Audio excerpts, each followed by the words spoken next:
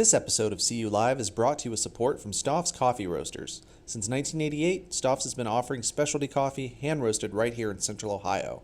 Stoff's is also a proponent of meaningful community conversations, whether online or in person. Visit their website at stoffs.com for the latest information on their locations, or to order online and enjoy a cup of Stoff's while you watch this episode. Hi, welcome to CU Live. My name is Walker Evans. I'm the co-founder of ColumbusUnderground.com. Joining me today is Jung Kim, who is the Managing Director of Research and Business Intelligence at One Columbus. Did I get all that right? Yes, you did. Perfect. That's a nice long title. Too long. So today we're talking a little bit about the growth of the region of Central Ohio, the Columbus MSA. Jung does a lot of work with data analysis and research and stats and figures and kind of putting all that together and seeing what all of that sort of stuff means. We've talked a lot and reported a lot on the MORPC Insight 2050 study that says that we're going to gain another million people. We'll be at 3 million people by the year 2050. So that's a lot more people in the span of the next 3 decades. A lot of that's big picture kind of planning to see that kind of growth. But over the course of the past year, we've heard more about, just maintaining what we're doing and sustaining and surviving during the pandemic. Has that affected any of the work or research that you've done or the conversations you've been a part of to see business leaders or civic leaders, taking a more cautious approach, or are they still planning for long-term growth? I think a lot of business leaders are planning for long-term growth for sure. And especially now as they've come out of the past year and are starting to think ahead as to what's next. Just on that kind of corporate side of things, we do a lot to track, what companies are doing, how their financials are. And it's pretty amazing that despite all that's happened, a lot of companies now from a cash standpoint, their balance sheets, as well as their earnings, cash flows are better off now than they were before COVID. Depending on the industry, I would imagine. Some better than others. Yeah, there might be some that have challenges, especially around hospitality and energy.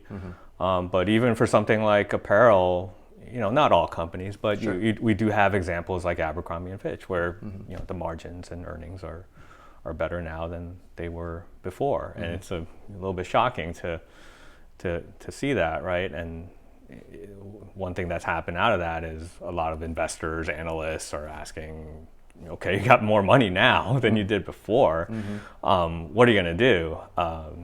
And part of that what's happened with the cash has come at the sacrifice of cuts that were made throughout the year, right? Whether it was personnel or deferring capital investment or inventory and things like that. And so now they're thinking, okay, we got to put some of this back in place to be able to grow again because we survived, but What really comes need next? need to think about what's next. I think a lot of us, as individuals, are feeling this like pent up desire to resume normalcy or just to go back out and do things. So go to concerts, go to shopping malls, take vacations and trips, things like that. Are businesses and civic leaders like planning, not necessarily to capitalize upon, but to accommodate that pent up demand for consumer activity or however it could feed into business growth or even in terms, looking for a new job, looking for a new place to live. People are going to start rehiring again. Is that part of the plan for this year for a lot of places? I think it's definitely on the cards whether they'll get around to it this year. Yeah, or when is right. the big question, right? Yeah, I mean, this year might be a little bit touch and go with some of that, but I think in maybe another year or two, things will really normalize in terms of behavior. There is going to be a lag between when things are pretty safe versus when everyone feels comfortable, 100%, right? Yeah. So it's monitoring that and saying, okay, then when do we go to Disney World again and things like that. Yeah. There's been some interesting articles, and I think you touched upon this a little bit earlier about how some people are relocating away from high-cost environments. Manhattan, San Francisco, certain places where people know if they can work from home for the foreseeable future, why not live in a place where it's a little more affordable? So the fun term people are using is Zoom towns. I'm not sure if you've seen that or not. Instead of Boomtown, it's Zoom town. Or maybe you move to like the fringe of a region or to a smaller city that's an hour outside of New York because it's a lot more affordable. You can raise a family. I don't think we've seen that much of that in Central Ohio. Have you seen that, or do you think that will come into play here at all? I think it's happening. The challenge is trying to figure out, well, how do we actually measure that? And Right. in a year's time or so, there'll be more and more data around this. The population migration data that's available is currently 2019 at best. I think the census is trying to accelerate some of their releases to show better what happened last year. One thing that we've looked at as a proxy is what's happened with housing rents, apartment rents. And you look at January, February of 2020, and probably even before that, Columbus rent growth was pretty much in line with rent growth, price growth across the country. And then from March on, it's really diverged. So, what's happened with rents in places like Manhattan or San Francisco have really dragged the national average down. And now Columbus is seeing rent appreciation even greater than it was pre-COVID. And I'm pretty sure migration is part of that. And it's hard to figure out what's happening with all the dynamics. Some of it might be just the housing supply, whether there are enough apartments out there in the right areas that people want to go to. But clearly there's a migration story there. Yeah, I mean, it could even be interesting to look at our region as a whole as a Zoom town. Because why not take a job in New York if you can live in Columbus and do the entire thing remote? You can get New York wages and pay Columbus rent or mortgage prices. Right, and I mean, and if you're thinking about working from home, it's a lot easier to do in a Columbus apartment than in a San Francisco apartment with 3 roommates crowded together, right? Right.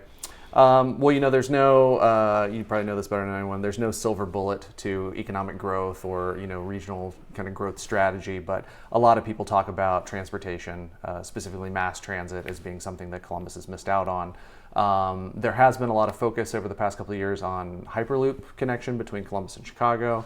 There's been, over the past couple of weeks, a renewed interest in the Amtrak line between Columbus and Cleveland and Cincinnati. We're talking about intracity regional transit corridors and how we can kind of develop, some of these different things around town.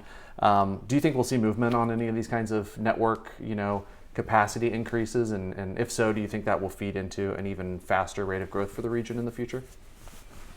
Sure. There's a lot of questions in there. No, so I know. I'll break it apart a little bit.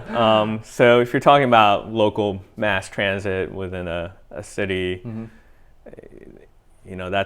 there's a fascinating COVID story there, right? And in some ways, Columbus might have been lucky not to have a subway system or be so reliant on public transportation, because we've seen in places that are more so like in New York, where a lot of people bought cars, right? And they're driving, whether it's to work or groceries or whatever. And those public transportation systems have gone through a lot of challenges in terms of their finances and ridership. Right.